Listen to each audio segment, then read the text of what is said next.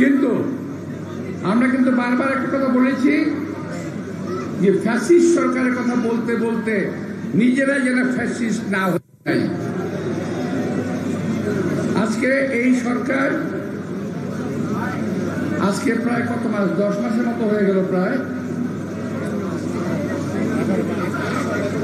11 মাস এখন পর্যন্ত স্বৈরাচারের দোসরদের সকলের বিচার করতে পারেন নাই, একজনের না। আবার হত্যাকারীদের গ্রেফতার করেন নাই। বহু লোক পালিয়ে গেল, আরামের সঙ্গে দেশ ছেড়ে পালিয়ে গেল বহু লোক। অল্প লোক ধরা পড়েছে, তাদেরও বিচার করতেছেন না। 10 মাস কি কম সময়?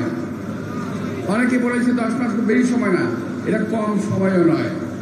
10 মাসে একজন মা তার বাচ্চাকে প্রসব করেন, গর্ভবতী মা শিশুর জন্ম দেন, আর আপনারা একটা নতুন বন্দোবস্তের জন্ম দিতে পারলেন না। পেরেছেন অবশ্যই, শহীদদের রক্তের বিনিময়ে আজকে কি পেরেছি আমরা? অনেকে আমরা টাকার কুমির হয়েছে। যাদের ঘরে একসময় খাওয়া ছিল না, তারা কিন্তু খাওয়া পাচ্ছি। আপনারা মনে রাখবেন, এই অন্যায়ের বিনিময়ে যা অর্জন করছেন, তা যারা আপনারা ভক্ষণ করছেন, পান করছেন, শহীদদের রক্ত পান করছেন আপনারা। এই কথাটা মাথায় রাখতে হবে। প্রিয় ভাইয়েরা, এই সরকারের বিশিষ্ট নেতৃবৃন্দ, এই সরকারের বিশিষ্ট উপদেষ্টাবৃন্দ, তারা বিভিন্নভাবে চিন্তাভাবনা করছে। কি আর বলবো, কার কথা বলবো, লাভ নাই। এই সরকারের মাথা থেকে নিচ পর্যন্ত পৌঁছে গিয়েছে। এখন পর্যন্ত যারা, আমি বলছি যে আজকে আমি একটু বোধহয় ভুল করলাম, আমি ধারণা করেছিলাম এই সরকার বোধহয় সরকার, আমি ধারণা করেছিলাম, সরি। তো হ্যাঁ, অবস্থা দৃষ্টি মনে হয় এই সরকার বোধহয় এনসিপি সরকার। কি মনে হয় আপনাদের? ওনারা যখন যেখানে যান প্রোটোকল পান, সরকারি protocol, police, BDR, army guard থাকে, সার্কিট হাউস ব্যবহার করেন, সরকারি যায়, যেমন আছে নোটিফিকেশন যায় যে অমুক নেতারা আসছে, দেখে রাখবেন। ভাই আমরা তো বহু যাই, বহু গেলাম, ওই আমরা তো পাই না। আমরা তো মন্ত্রী ছিলাম বহুদিন, ঢাকা শহরের মেয়র হয়েছিলাম, ওই আমরা তো পাই না। তো আজকে কারো গীবত গাওয়ার উদ্দেশ্যে বক্তব্য নয়, শহীদদের স্মরণে বক্তব্য। আমি খেয়াল করলাম যে কিছু কিছু নেতৃবৃন্দ যখন আলোচনা হচ্ছে, ঐক্যমত্য কমিটির আলোচনা হচ্ছে, সেই আলোচনার পরে কিছু কিছু নেতৃবৃন্দ বক্তব্য রাখেন, বিএনপি নেতৃবৃন্দকে কটাক্ষ করেন। এখানে অনেকেই আছেন, আমাদের বিরুদ্ধে তারা কথা বলছেন বিভিন্নভাবে, আমাদেরকে কটাক্ষ করে আমাদের সম্মান হানি করে কথা বলছেন। যাদের 5ই আগস্টের আগে জীবনেও কোনোদিন মাঠে দেখা যায় না, কখনোই না। আমরা 17 বছর, অনেকে বলেন, আমার বন্ধুরা, আমার সহকর্মী জবাব দিয়েছেন, অনেকে বলেন 17 বছর কোথায় ছিলেন?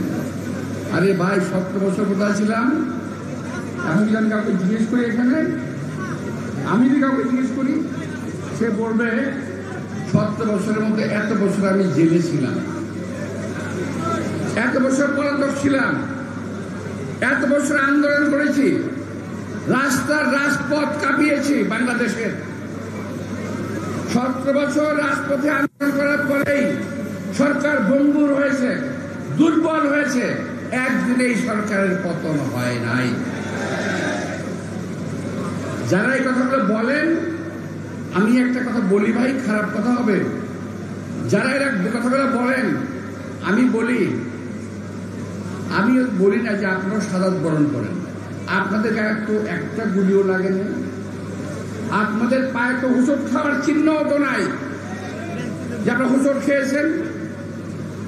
আপনাদের গায়ে গুলি লাগে নাই কেন? আপনার সহি সালামত রইলেন, এতগুলো লোক শহীদ হলো, তাদের বিচারও করতেছেন না। আবার তাদের এক বোন বলে গিয়েছে এখানে পরিষ্কার ভাষায় যে তাদের খোঁজ খবর নেওয়া হচ্ছে না। শহীদ কি শুধু খবর কয়েকজন লোক হয়েছিল? এই যাত্রাবাড়িতে যারা শহীদ হয়েছে তাদের বাসায় কয়জন কবার এসেছে? যদি সরকার ওদেরকে সাহায্য করতে না পারেন, পরিষ্কার করে বলে দেন বিএনপি নয়, বিএনপির বহু নেতা কর্মী প্রস্তুত আছে তার দায়িত্ব নেওয়ার জন্য। বহু নেতা কর্মী প্রস্তুত আছে তার দায়িত্ব নেওয়ার জন্য। সুতরাং সব শহীদদেরকে এক চোখে দেখতে হবে। বৈষম্য বিরোধী আন্দোলনের কথা বলে এখানে কারা বৈষম্য করছেন, এটাও আমার একটা প্রশ্ন থাকে। বিশেষ বিশেষ বাড়িতে যাবেন, বিশেষ বিশেষ প্রফেশনের কথা বলবেন, আর কারো কাছে যাবেন না, এটা হয় না। প্রিয় ভাইরা, আজকে আমি নির্বাচন নিয়ে দুটি কথা বলতে চাই। এটাও এই আন্দোলনের ফসল। নির্বাচনের কথা আমরা প্রথম থেকে বলে আসছি, নতুন কিছু নয়। তখন থেকে আপনারা বলছেন নির্বাচন করা যাবে না। আরে ভাই, নির্বাচন করা ছাড়া দেশ চালাবেন কিভাবে? আমি তো বুঝতে পারি না। নির্বাচন নিয়ে তো করে বসি কেন আমি বুঝতে পারি না। আমি একটা জিনিস বুঝতে পারি, জাস্টিস ডিলেড, জাস্টিস ডিনাইড। অর্থাৎ বিচারক যদি দেরি করে, বুঝতে হবে বিচারক রায় ভালো দেবে না। এটা হলো এটা বুঝতে পারি আমরা। তো আর দেরি করেন না। আমরা জানি দিন ঘোষণা দেবেন, তারিখ ঘোষণা দেবেন, এর পিছনে আপনাদের আবার কোন ষড়যন্ত্র তত্ত্ব লুকিয়ে আছে আল্লাহই বলতে পারবে। এটা আমার কিন্তু আর কারণ না হোক, আমি অনেক সন্দেহ করি তাদের নির্বাচনী তারিখ ঘোষণার পিছনেও অনেক ষড়যন্ত্র আছে, এরপরেও ষড়যন্ত্র আছে। আমি এখনো মনে করি নির্বাচনকে তারা সুষ্ঠু না হওয়ার জন্য যত প্রক্রিয়া আছে তারা সেগুলা করার চেষ্টা করবে। মানুষকে বোঝাবে যে বিএনপির বিরুদ্ধে ভুল বুঝাবে তারা মানুষকে। কিন্তু বিএনপি 17টা বছর আন্দোলন করেছে, আমরা দরকার পড়লে আরো 17 বছর আন্দোলন করবো, কিন্তু কোনো সমস্যা নাই আমাদের।